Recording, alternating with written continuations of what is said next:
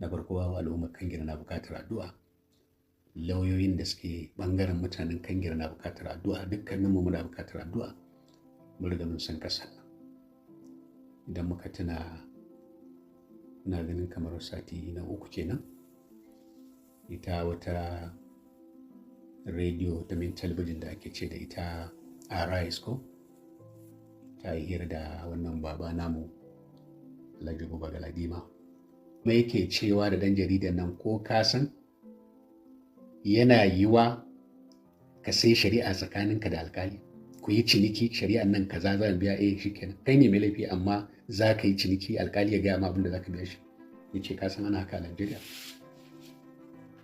A wannan hira da aka yi da Buba Galadima ke faɗin wani, to abin da ya samu ka wannan ba wai sai mun faɗa ba, sai Buba Galadima ya faɗa ba. Mun riga mun san haka ƙasar take, don haka mutanen Kangir na buƙatar addu'a.